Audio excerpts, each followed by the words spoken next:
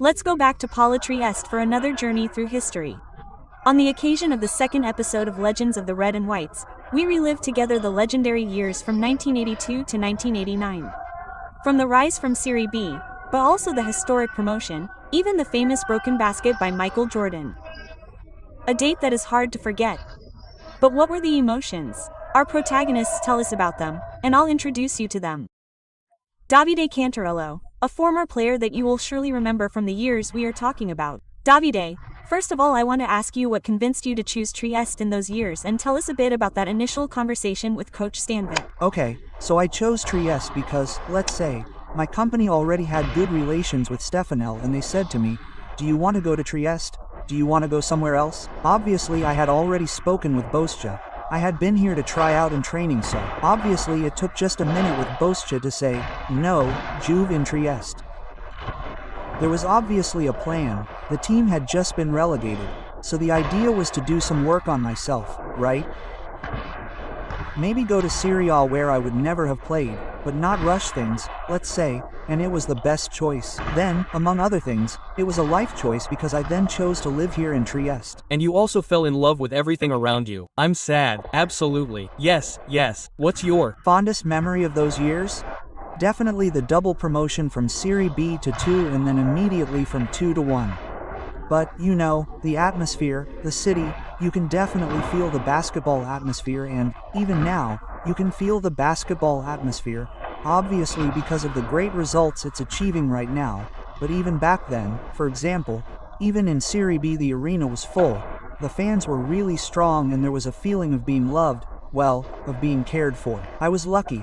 Then, I didn't play with Jordan, but here in Trieste, I played with James Way, who was another NBA player, and then in Verona, again with Stefanel, we played a game with Scottie Pippen, Barkley and Robinson. So, in any case, there has always been attention towards Trieste, even from Americans. And our journey continues with Benito Colmani, who was one of the key players in the promotion of 1989. There is a memory in particular after 2 years in Serie B. As we said, that was a fundamental moment. What is the greatest emotion you remember? Well, it was a fantastic experience and the club had the foresight and the luck to find people who blended together in an incredible way. Our real strength was precisely the group. Let's say that even now, talking with former teammates, even with Claudio Piluti, who won the championship, with Mauro Procaccini, who changed 10 clubs and so on and so forth. If there is a particular year that everyone remembers, it is the year of the promotion to the B1 because the group was truly fantastic. Well, this is important because the relationships that are created within the team can also be seen in the game and in the crowd. What were the crowds like in those years? Wonderful. In fact, when we went to buy milk on Mondays, the milkmaid would tell us, "Good job, mules." No, the city really lived there and we lived the city. As a Trieste native, I experienced it in a special way, but for me it was absolutely the best sports year of my life. Let's go back a few years because we were saying so. It was August 26, 1985, and I ask you to remember a bit about that day, that game. So, Mr. Michael Jordan came to play in Trieste with me. No, I'm kidding, of course, but let's just say that that game changed our history a bit, because when we saw it, our coach, who was Santi Pugliese, said, "Guys, let's try to give him a hand, because he's out of shape, he hasn't touched the ball in 2 months."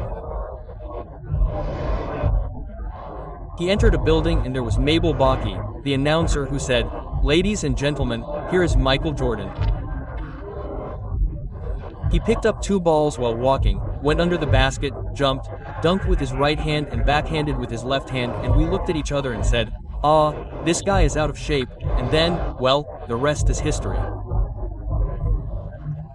After breaking the backboard, the organizers changed the backboard, gave him an hour's break, etc., and said, "Please, don't dunk anymore." No, okay. So, the next action, as soon as the game resumed, he takes the 3-point ball, fakes a shot from Agnello, jumps in front to block it, dribbles almost on the well, flies and deposits the ball up to his elbow, approaches the organizer, says, "Okay." From that moment we understood that he was basketball. We did something that looked like it, yes. And now we are with Stefano Rigo, who was a historic photographer of Trieste basketball. He immortalized images that have remained etched into history thanks to his lens. Stefano, in the meantime I ask you, would you have ever expected that those images would have had that impact, that emotion that we relive today? Absolutely not. I was the photographer for Trieste Sport, for Meridiano, and so I also went to these games outside the championship. I took these photos that I also gave away, and then now, 40 years later, they come out and they become very interesting. A random photo that immortalized the only break in the backboard that was made by Michael Jordan, right?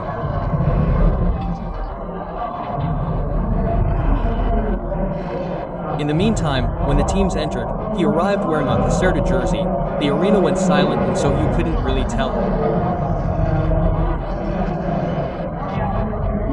Then a genius jumped high in an incredible way, and then it was the moment of the famous break that was then followed by about an hour of waiting because they couldn't find a replacement backboard, and then the whole atmosphere, the baskets, in short, it was another planet. It was very clear that we were in front of a phenomenon. The beauty of going back in time is that moments give us wonderful stories like the one told to us by a former player like Pier Giorgio Gori. Pier Giorgio, welcome. I wanted to ask you right away about your relationship with a coach considered crude, considered very rude, like De Sisti. How was your relationship with him, and how did he help you grow as a player? Well, yes, honestly, he was a coach who demanded a lot. But I'm talking about him as a completely serious and helpful person, the first to give you instructions on the pitch, in training, off it, etc. He was an incredible person, in the sense that I saw him again I think 5 to 6 years later and after he left here. I don't know, he didn't recognize me right away, he remembered everything. Okay. And as for Canestro, I had the opportunity to appreciate a couple of his lessons as a trainer over the years, and I think he understood a lot about Canestro. At the time, there was, the Friday training session, especially, it was very tactical. Let me give you an example here. So the first 5 were, let's say, all together, and the second 5, which of course I was among, represented the opposing team. So we more or less learned the opponent's schemes to help the first 5 players be ready for situations, and if you played badly, meaning he would get angry and demanding, which is important because you have to be focused at all times because you do a lucky job, but it's still a serious thing. You have to maintain concentration and the right mentality. Absolutely. And speaking of the years you lived, do you have an anecdote to tell us? Something that you remember and that left a mark on your career? Well, I'll mention a game. The first year of the Stefanel sponsorship, we went to Caserta during the week with Doretta TV, and we won in Caserta with Fascetto, who hit 7 bombs in 96 to 92. If I can also give you all the scores of the game, that's not the problem. We had a shoe sponsor, but one of the 2 foreigners played with a different brand of shoes, so I don't remember who on the staff. We patiently covered all the tape so that the different sponsor couldn't be seen. Boris Vitez played in the second era we're talking about, a former player. We're happy to have him with us. Let's talk a bit about history. First of all, Boris, I'll ask you what your memories of those years are, the best, the most exciting ones. But I'd say right from the beginning, the first exciting year for someone who came from Serie C, exciting for the second region who came from Serie C and played in A1 in their own city.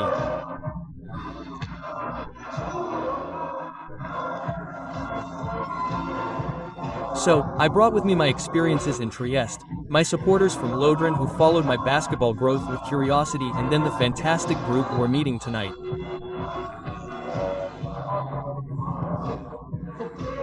There was a group made up of people who were coming out of the United States at the age of 23 for the first time. Chico Fascetto from Brindisi, me from Lodrin, but there was that connection right from the beginning that clicked. It was a really nice group. It's nice to keep those relationships close. And then you mentioned Ben Coleman. Can you tell us a bit about what kind of player he was, what kind of person he was, and what was your relationship with him? Ben and Ben were very nice. I mean, I've been to the United States. We met and came to my house several times. A great player, and remember, he played in the NBA, he arrived here. In any case, I think that the history of Pacanestro Trieste over these 50 years certainly deserves to be ranked very high in the general rankings for foreigners. Before Trieste, you were at Yadrin. Are there any memories, maybe even differences, contrasts that you want to tell us about between these two experiences of yours? Well, with Yadra I lived the best years, the golden years. Yadra, when I tell you that at Serie C level we had 3,000 people per game, well, they don't believe it. I mean, it was a movement that grew as a team together with the entire Slovenian community of Trieste. Incredible moments. Playoff, I was already there at Stefanelma. Playoff, a playoff at Serie C level to go to Serie B with 5,500 people. I think few clubs in Italy have something like that, that is. And finally, there is a date I want to ask you. It is a historic date that everyone remembers, and it is August 26, 1985. What emotions does this date bring back to you? But emotions already for us at Yadrin, who now play in Caravola. Well, those who come to play against Yadrin ask me, yes, but here it wasn't the date, this basket that Michael Jordan, and so I show 2 photos of that evening and they don't believe it. Neither do I over the years. Jordan is a player who, at the end of his career, as the years go by and his popularity decreases, right? Year after year he grows, and you realize that having played with him and together, having exchanged, sitting in the same locker room just 1 meter away from him, is a great privilege, a story that you can easily tell to your grandchildren, great-grandchildren. I'm now with Sandro Pozzecco, a great story to tell both on the court and on the bench because he's played different roles in his life. Can you tell us which ones? Also the role of father. Well, I would say that's the fundamental role. Holy cow. And he lived it splendidly. For me.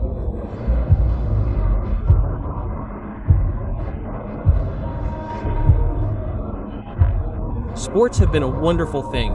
Basketball is incredible. As former players of Harlingen Pallacanestro Trieste, and let's say that we've experienced a basketball that has rewarded us all, in the sense that it was beautiful, it was a great time in our lives, even if it was difficult because almost all of us worked and played, right?